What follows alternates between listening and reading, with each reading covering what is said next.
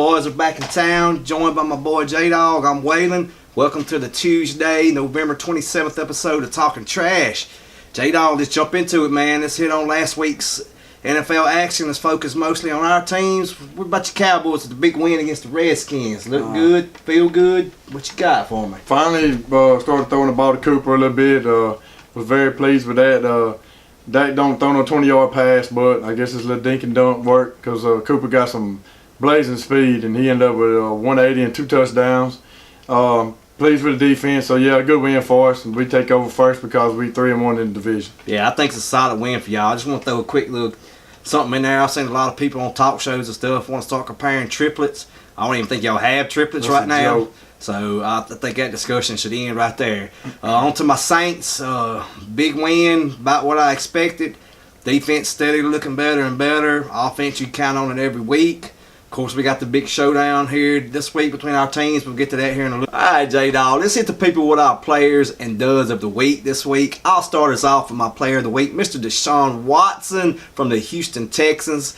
Quarterback that's, to me, one of the best in the league at moving the chains with his legs, arms, does whatever it takes. Texans silently moving on up there with 8 wins in a row. I think you need to watch out for him. J-Dog, who you got for your player of the week, man? I'm about to go with Baker Mayfield from the Browns. He looked real good. 4 touchdowns over Cincinnati. That's who I'm rolling with this week. Baker Mayfield, I'm on that wagon. Good job. Man, tell me who you dud of the week. Who you think's just stank it up this week? Who put the stank on it? Pittsburgh defense. Defense. I thought they would have done better, expected better out of them. They better tighten up, but they plan on getting anywhere. My dud of the week is going to be a name I didn't think would ever come out of my mouth for dud of the week, and that's Mr. Aaron Rodgers. No doubt one of the best quarterbacks, maybe the best quarterback. But, man, you got enough talent to have a way better record than you got. You got to come up bigger than what you've been coming up. So, dud of the week, Aaron Rodgers. The show we're going to hit on with who you got, our picks for next week. Let's get started, buddy, with Baltimore traveling to Atlanta. Baltimore start Lamar Jackson. He ain't proved nothing to me. I'm going with Atlanta. I'm about to roll with Atlanta. J-Dog, we have the surging Denver Broncos going up against the going straight down Andy Dalton-less Cincinnati Bengals. I'm picking the Broncos. Who you got, buddy? I go with Denver. All right, we have the Los Angeles Rams traveling to the Detroit Lions. I'm going with the upset of the year right here. I'm saying Detroit steals one. Taking an upset. Who you got, J-Dog? I got to go with the Rams. Arizona traveling to Green Bay. I think Green Bay's heart has been taken. I'm picking Arizona and yet another upset if you call this one an upset, Jeremy. I'm going to take the Packers because they're at home. We have the Cleveland Browns traveling to the Houston Texans. Our players of the week clashing head on head. I think it's an interesting game. I'm going to take Houston by a field goal. I'm going to take Houston too. Their defense is solid. Indianapolis, one of the, to me, the surprise team of the year, traveling to the most disappointing team of the year, Jacksonville. I'm taking the Colts all day in this one. Who you got, Jay? Colts. Buffalo traveling to Miami. I'm going to take the warm weather team. Who you got, buddy? I'm taking Miami. We have the Chicago Bears traveling to the New York Giants. I'm actually going to take the Bears. I'm on the Bears. I think they have the best defense in football all around. I'm taking the Bears too. Bears. We are traveling now. Carolina will take their show on the road to Tampa Bay. I don't even think Cam could mess this one up. I'm taking Carolina. All right, rolling on. Kansas City at Oakland. I see no reason to even entertain an upset here. I'm taking Kansas City. KC. We are now at the Jets traveling to Tennessee. I'm tempted to take the Jets, but I'm going to stick with Tennessee because they're at home. I'm going to go with Tennessee. They need to win. Now, Minnesota going to New England, I think maybe the most interesting game of the year outside of the week, outside of ours. I'm going to take New England because they're at home. I'm going to go with New England because they got Gronk back, and I think Burkhead's back too. Okay. San Francisco will be traveling to Seattle. Seattle's one of them sneaky surprise teams. I will be rolling with the Seattle Seahawks. I'm rolling with the Seahawks too. Sunday Night Football, we have the Los Angeles, not San Diego Chargers traveling to Pittsburgh. I'm going to go with the Chargers on this one, although another close, interesting game, J-Dog. Who you got? It's going to be close, but I'm going to go with Pittsburgh because they got to win. It is a big game for them. Monday night, we have a big game for you and your team. Washington will travel to Philly. I'm taking Philly in this game, but another game I think could be a close one, buddy. Who you got? I need a tie, but I'm going to take Philly too. We're just going to assume that one's not going to be a tie. Let's roll on to what we're here to talk about, buddy. That is my New Orleans Saints traveling to your Dallas Cowboys. First, let's talk about the game a little bit, then we'll pick them and give a score. I'm going to say the key to this game really is y'all's rush offense against our rush defense. I think if we can stop Zeke, and when I say stop, I mean less than 100 yards, I think it's not going to be good for y'all. And I don't think y'all going to be able to outshoot us. I don't think Dak's going to outdo Drew. And I think that's the key to the game. And what do you see? What do you think y'all have to do? Because I think it's fair to say that y'all are the underdogs. Oh, yeah. What do y'all have to do? I think they had us at 7.5 last time I looked. At home, too. So what do you think y'all have to do to pull this one out? We're going to have to control the clock, possession, and I think Byron Jones can not shut down Michael Thomas, but I think he can contain him, like you said, kind of like holding Zeke under 100 or whatever. And I think our front four, we've got to put pressure all over Breeze. I mean, I know he can make nobody's into somebody's, but I think if we can just get the pressure to him and stay with it, I think we got a shot. I seen today on Bleacher Report that your man Lawrence there is talking a little trash too. I seen it. You think that's wise for a man? I'm personally I'm a fan of somebody. If somebody asks me, hey, you and J Daw's gonna get in a fight, you're gonna win. I'm not gonna say J Daw's gonna kick my butt. That's it. So I mean that's kind of what you're supposed to say. But how do you feel about it? You think you should give the other team bulletin board material? You think it matters? I think it could pump the Saints up more. But I mean, I kind of I like it because it's getting our boys fired up, and D-Law, he is probably, LVE leads the team in tackles, but I feel like he's kind of like our captain. I think he's a top 5 defensive end in football right now, especially pass rush. I mean, there's no doubt about it, top pass rush. Yes, I like it. I dig it. J-Dawg, it's a moment of truth, buddy. Give me your winner, give me your score.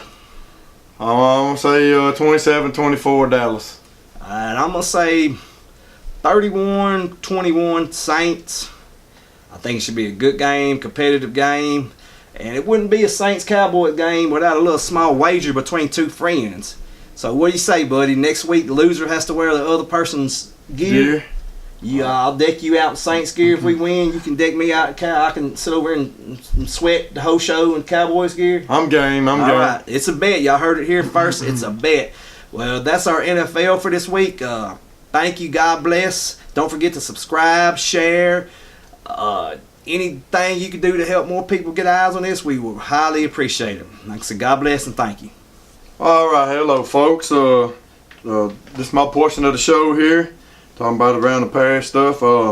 Last Friday, the Manny Tigers traveled to Vidalia in the quarterfinal action.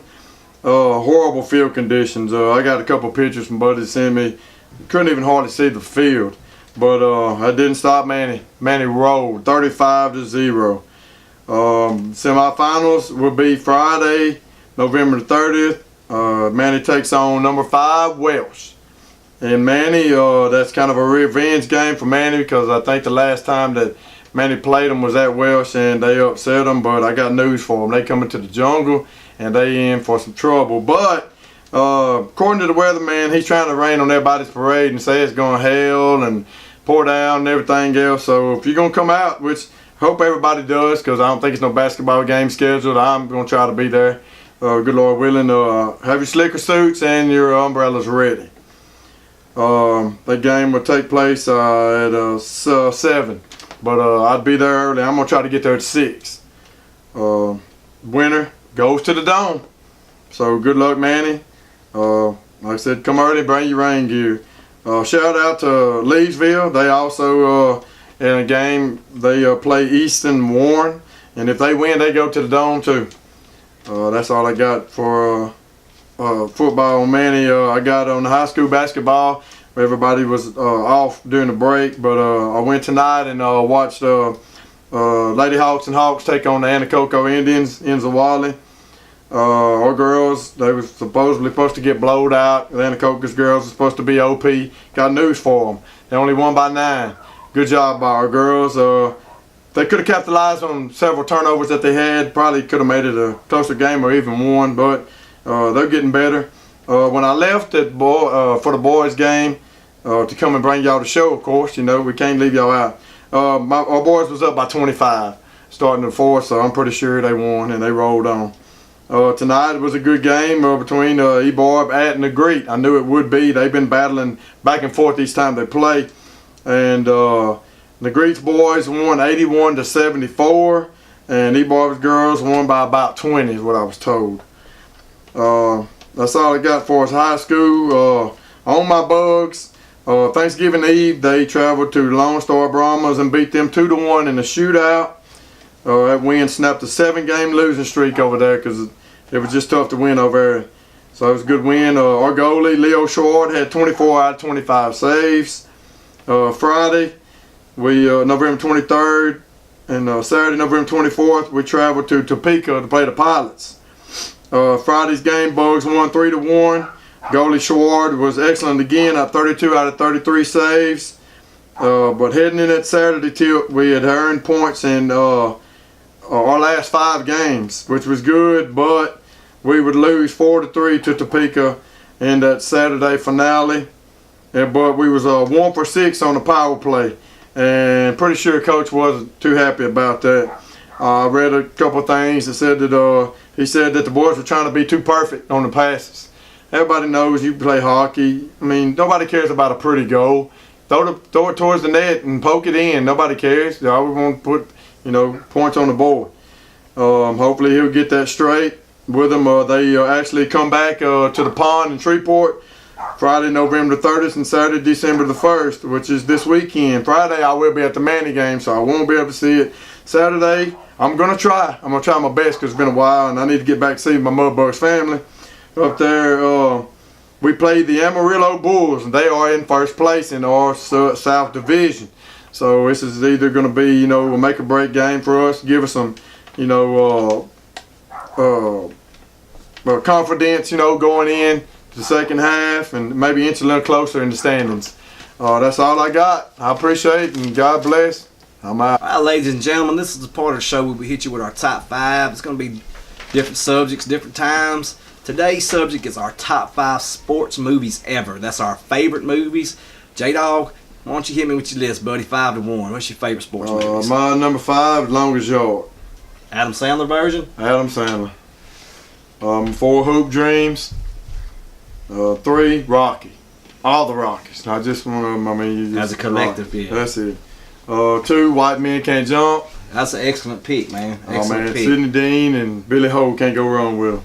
And my number 1 is Love and Basketball. Another great movie, great movie. That's a good list, J-Dog. My list is a little unorthodox here a little bit. I'm going to go with number 5, a movie called The Sandlot. The line, "You killing me, Smalls," is a line I still hear people use today. People probably have never even seen the movie and have t-shirts saying "You killing me, Smalls." Well, my son loves Benny the Jet. Oh, that's what I'm talking about. See, The Sandlot, a 20-year-old movie still living on. Number 4, I'm going to roll with the Rockies as well. Specifically Rocky 4 for me. That's my favorite. Number 3 on my list, I'm going to go with The Longest Yard. You're number 5 with Adam Sandler and the crew. Chris Rock, funny movie. Watched it the other day, still laughed like it was the first time I ever seen it. Number 2 on my list, The Mighty Ducks. Oh man, the Flying Bee. That's what they put them in. That's what anything I know about hockey I learned from Matt. So that's going to come in number 2. And number 1, it's not even close for me, it's The Waterboy. Oh, yeah. A movie I've probably watched 50 times in my life and still laugh every time. Bobby Boucher is the man. So that's our top 5. J-Dog, while we sitting here talking about what's getting you hot this week, what's on your mind? Matter of fact, wait, hold on. I'm going to tell you what's getting me hot because I got a feeling what's getting you hot is going to be a little more personal. What's getting me hot is not referees, announcers jinxing. When somebody's kicking field goals or shooting free throws, don't be mentioning if they've made 20 in a row or 100 in a row, or if a man hadn't thrown an interception in 6 weeks, because guess what's going to happen? They're going to do the exact same thing you said that they don't do, because that's how it works. You don't see baseball announcers talking about a pitcher having a perfect game because they know that's just code. You don't do it. So quit jinxing people. If a man's going to kick a field goal to win a game, he hadn't missed a field goal in 3 years. If you keep saying it over and over again, you're going to jinx him. A man's going to miss the field goal. That's what's getting me hot. What's getting you hot, buddy? I'm still burning over it. I don't even care what happens the rest of college football from here on out. Ruin the season for you. That's it. The Ohio State-Michigan game. Totally disappointed.